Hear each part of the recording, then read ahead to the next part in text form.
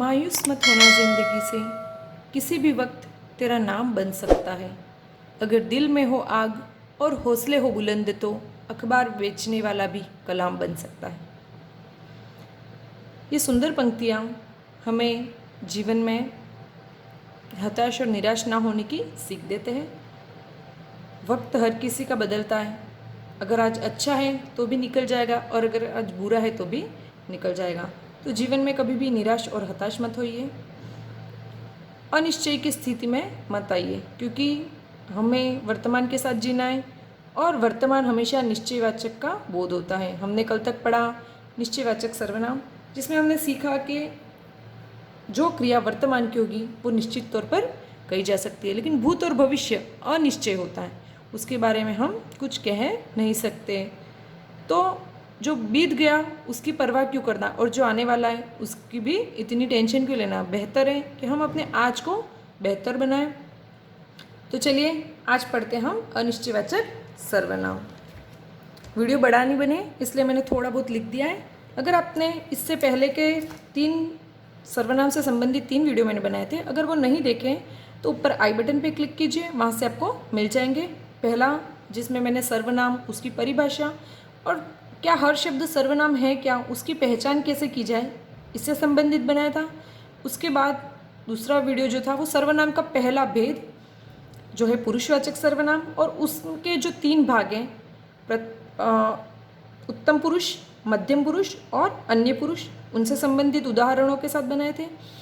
और उसके बाद सर्वनाम का दूसरा जो भेद है निश्चयवाचक सर्वनाम, उस पर। और आज हम पढ़ने जा रहे हैं सर्वनाम का तीसरा भेद जो कि अनिश्चयवाचक सर्वनाम।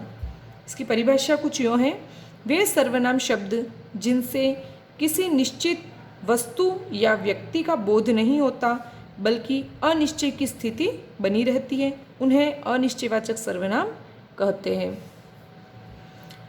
मैंने सिर्फ समझाने के लिए इसको इन भेदों में बांटा है, इन 2 पार्टीशंस किए। बाकी इसका कोई फिक्स नहीं है कि भाई ये सही रहेगा, बस मुझे ऐसे समझ में आता है इसलिए मैं थोड़ा सा आरेख वगैरह बना लेती हूँ।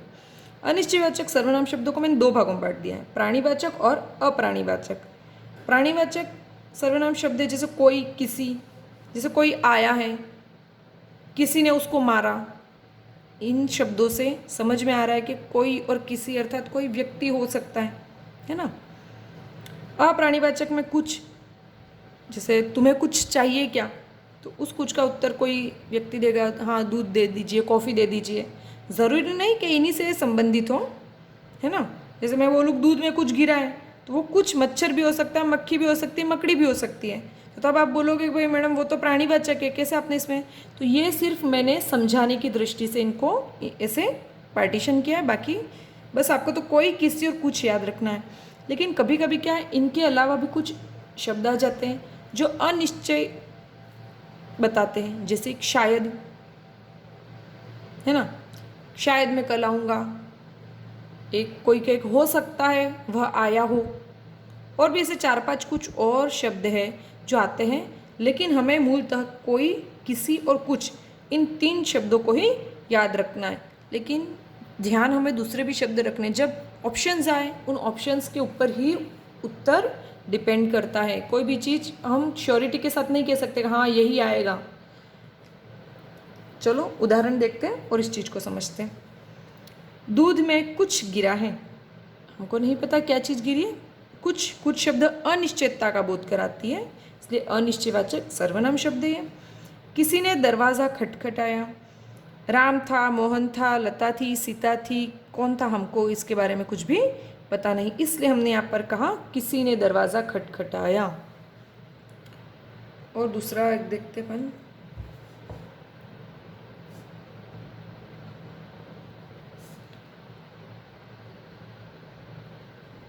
बाहर आया है। तो मैं पूछूं कौन आया है, तो आपको नहीं पता कौन था, तो आप क्या जवाब दोगे, बाहर कोई आया है। पता नहीं है भाई, अभी तक हम बाहर जाके देखा नहीं कौन आया है, तो सीधे आप बोलोगे बाहर कोई आया है। आप उस व्यक्ति को नहीं पहचानते हो। वह खा रहा था, ठीक है। अब वह क्या खा रहा था, क्या चीज़ थी, वो तो पता नहीं है। तो मैं को कोई पूछे कि भाई वो क्या खा रहा था, तो मैंने उस चीज़ को देखा नहीं, मैं सीधा उसका जवाब दूँगी वह कुछ खा रहा था। अब ये कुछ में पिज़्ज़ा हो सकता है, बर्गर हो सकता है, रोटी हो सकती है, चावल हो सकते, कुछ भी चीज़ हो सकती है, तो वह कुछ खा रहा था। अगला है कोई उसे बुला रहा था। ठीक है, कोई उसे बुला रहा था। तो यहाँ पर भी कोई, अब कौन बुला रहा है उस व्यक्ति का नाम हमें नहीं पता है। अनिश्चयता का बोध कराने वाले ये सभी वाक्य अनिश्चयवाचक सर्वनाम के अंतर्गत आएंगे। इनमें हमको फिक्स नहीं पता है कौन था, इसलिए हम यहाँ पर अनिश्चयवाचक सर्वनाम ही लिखेंगे। एक और वाक्य लिख देते हैं। किसी ने चोर को देखा था।